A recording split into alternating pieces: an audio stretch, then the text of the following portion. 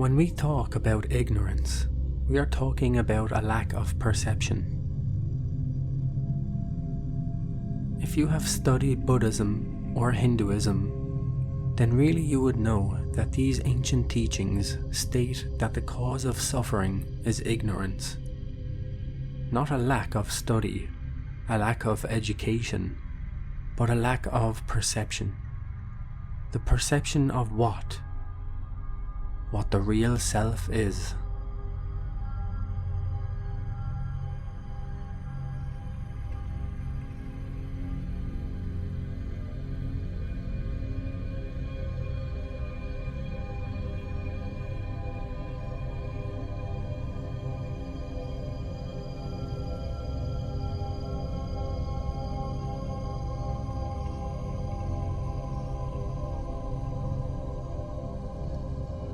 Both Buddhism and Hinduism state that our suffering is caused by a deluded sense of self. We suffer the illusion of self and do not see the real self. Therefore, in psychology, when we talk about self-observation, or what other people call mindfulness or watchfulness, really what we are talking about is the effort to perceive our true self, not merely to be aware of the movements of our body and our hands, not to merely be aware of thought and emotion, but to see for ourselves what is the reality. That is only possible if we open our eyes, not the physical eyes, but the eyes of the consciousness.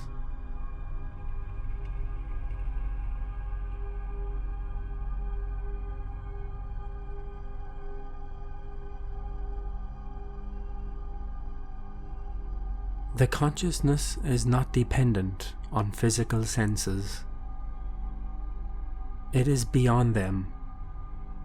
Real consciousness, which all of us have to some degree, is not even the self. Consciousness is mere perception. It can perceive the self, but it is not the self. This philosophical conundrum can only be understood through experience. When we talk about self-observation and self-remembering, what we are really talking about is a state of conscious perception without assumptions, without projection. But it is instead purely receptive. It sees without filters.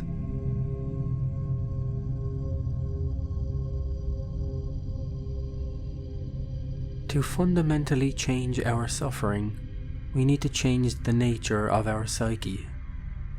That begins with seeing the truth. So let us begin right now with self-observation and self-remembering. The action of being present here at the crossing of these two lines of life is here and now.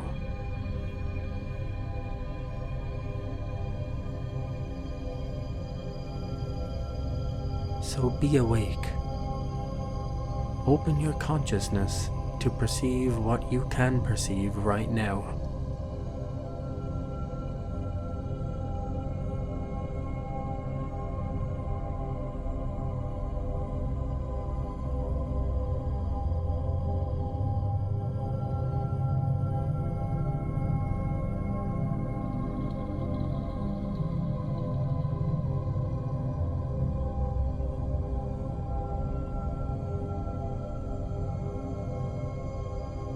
What can you perceive? Are you relaxed?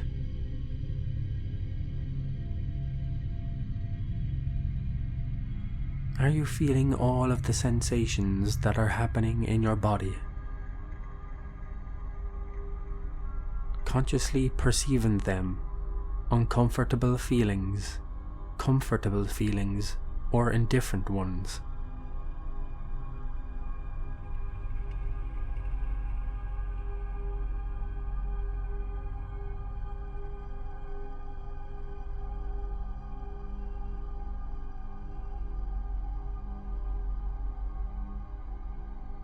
Are you aware of everything that is happening in your physical body from moment to moment?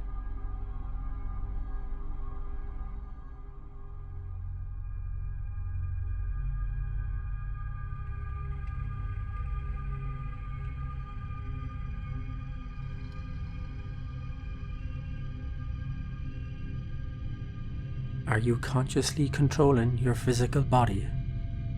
Many of us fidget, itch, scratch, move around without any consciousness of doing it.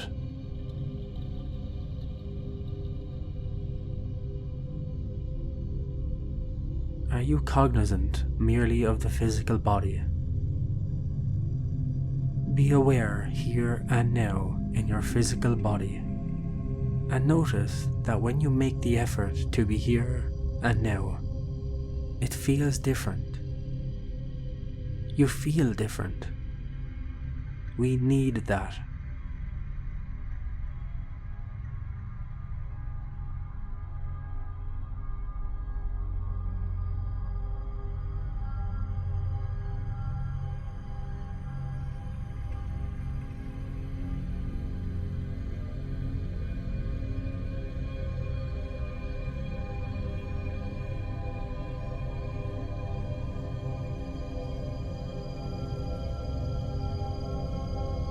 Wherever you pay attention, you send energy.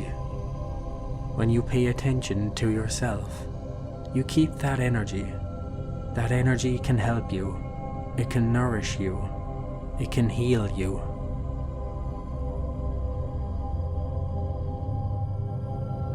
Most of the time, we are not aware of where our attention is going. Therefore, we do not know where our energy is going.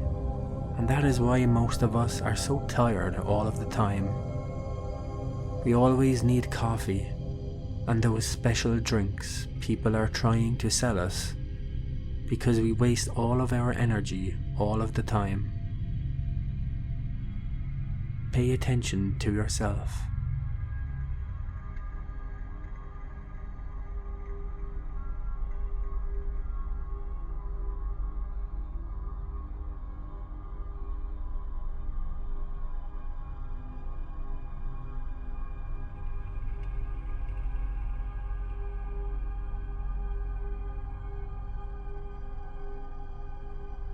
If you can be aware of your physical body and everything that is happening in your physical body, also be aware of what is happening with your emotions and what is happening with your thoughts.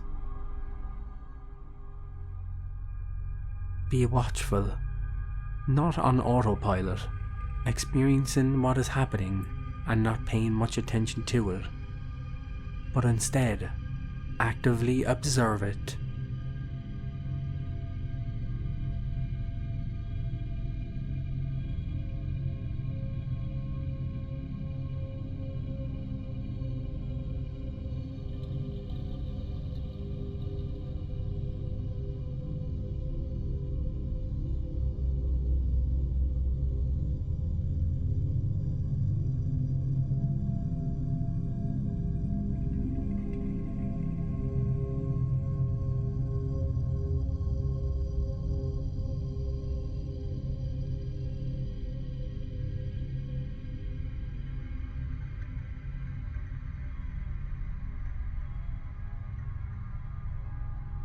Now, let's ask a question.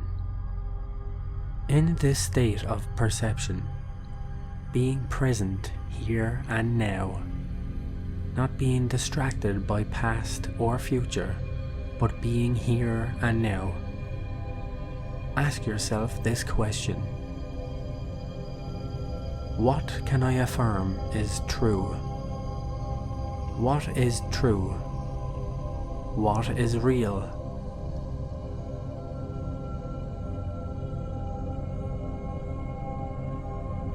If you can keep this kind of questioning within yourself in all of your experiences in life, a lot of your suffering will stop, because a lot of our suffering is just projections of the mind, misinterpretations of what we have heard, of what we have been told, what we would like to believe, or what we are afraid is true.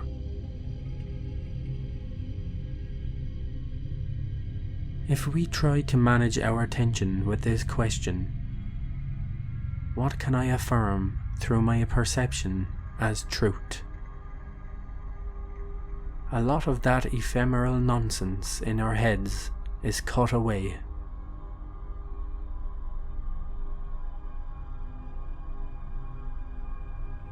For example, we know being here and now in the body. We could state that we are alive. We could state that we have a body, that we have perception, that we have thought and emotion, that we experience sensations. In other words, through our perception, we can confirm the existence of our three brains. These three brains being the physical brain, which is the body, the emotional brain in the heart, and the intellectual brain that is inside of our head. We could say with some degree of certainty that these things are true. But if we are serious in maintaining this present perception, and we make constant, continual effort to be here and now, to be present and watchful, and to be checking to see if the things around us are actually real and true, that behavior will extend into the time when our physical body is sleeping, and when we are out of our physical body in the dream state. We will also be asking these questions. Is what I am seeing true? Is it real? Can I confirm it? Can I validate it? Then we will discover that things are not as we thought. We may even discover that we are in the dream world. We may even discover that we are dead and did not realize it.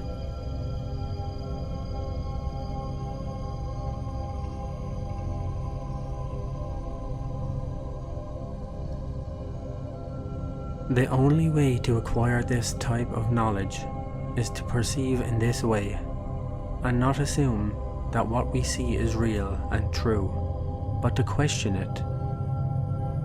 Maintain a distinction internally between observer and the observed.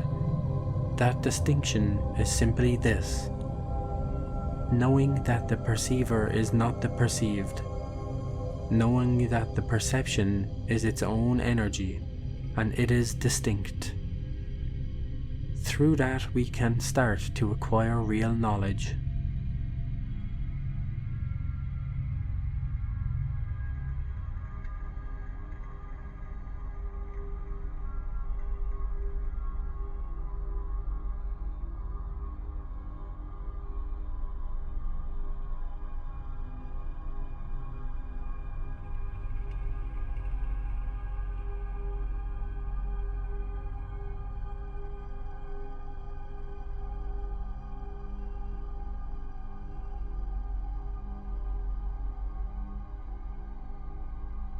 The physical body, as well as the ego, have to be observed. That is the self-observance. The parts that are observed are the physical body and the ego, but the observer is the consciousness.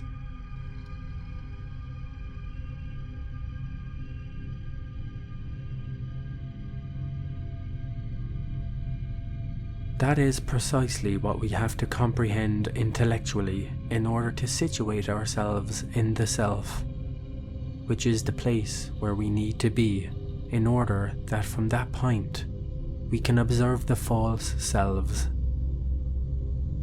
In this case, the selves or the egos that are observed are those inhuman elements within which our consciousness is trapped. We have to remember the self that is not trapped. Any awakened master, when he or she has no ego, is continually remembering him or herself.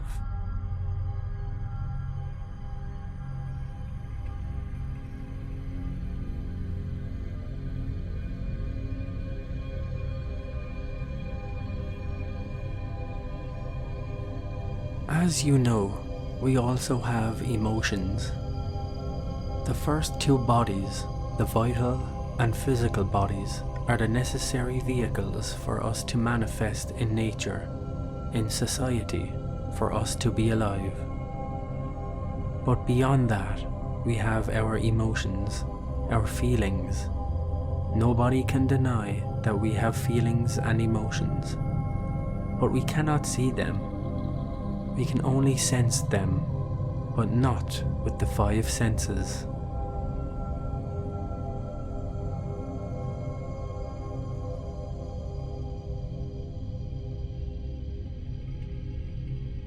Right here and now, if I ask you how you sense your feelings or emotions, you have to admit that it's not by means of your five physical senses.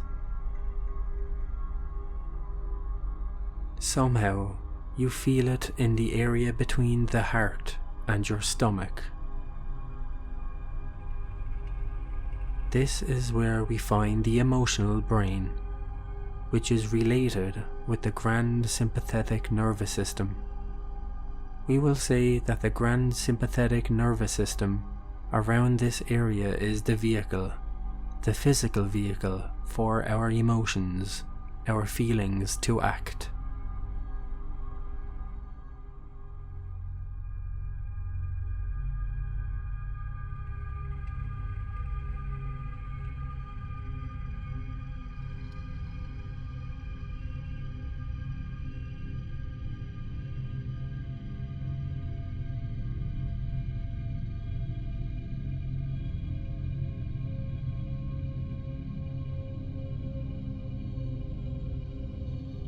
The control of desires, the control of emotions, is precisely the most difficult part of this path which we are walking on. We can easily control the motion of our body. If we want to walk, we walk. If we want to stop, we stop. If we want to jump or be still, we do it. We can easily control the mind. If we want to think on something, then we do it. If we do not, we then do the effort and we stop thinking on that. However, with our feelings it is not the case. When we are angry and we say, I don't want to be angry, I want to immediately be cordial, it's nearly impossible. It's very difficult. This is because our animal ego is very strong in that area.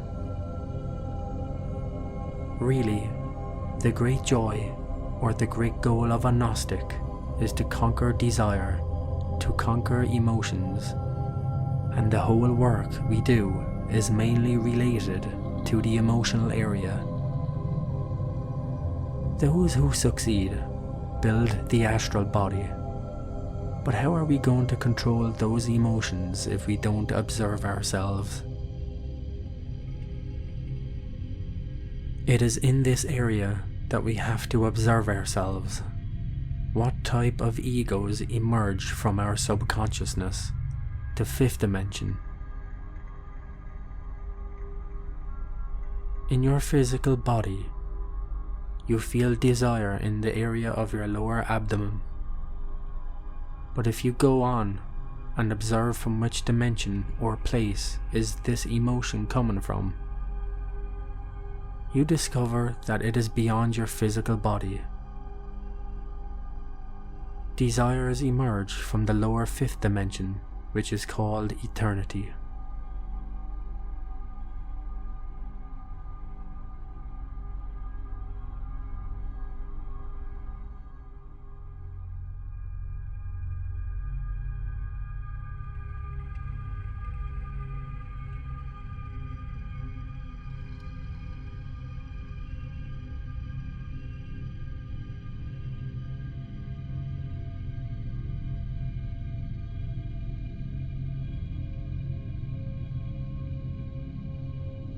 Listen, any ego always uses our three brains, namely the motor instinctual sexual brain, located from the top to the bottom of our spinal medulla and sexual organs. The emotional brain, located between the heart and the navel. And the intellectual brain in our head. Those are the three brains that any ego physically utilizes. Thus, any ego always emerges from one of any of these three brains and thereafter utilizes the other two.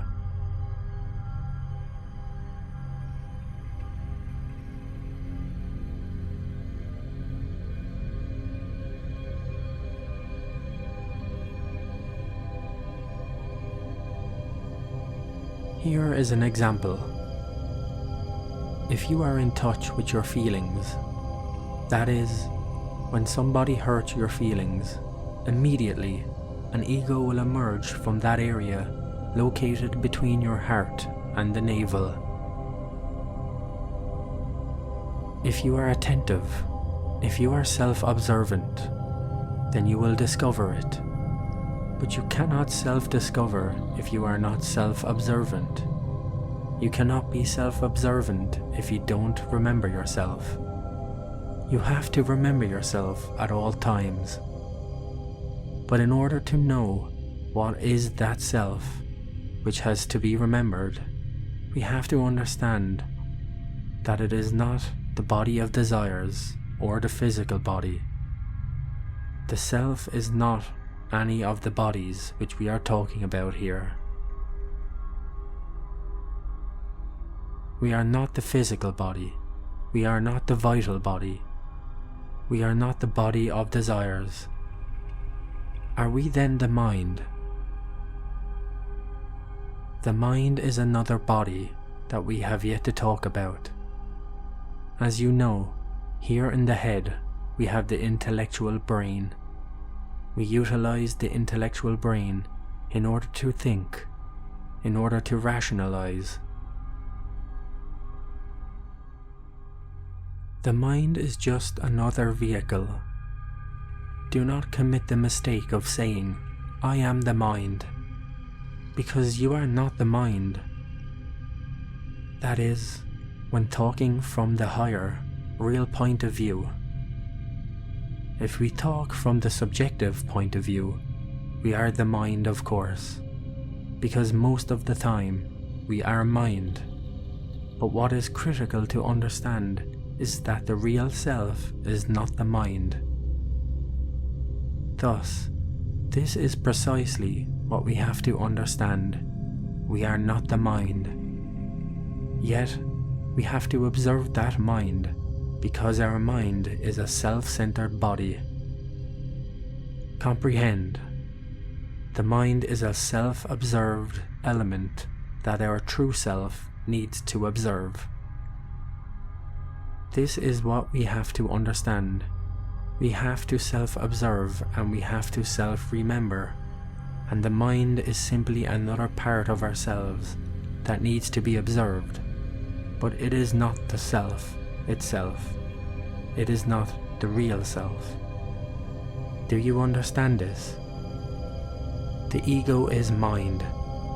It is that false intellectual self that we have inside, unfortunately.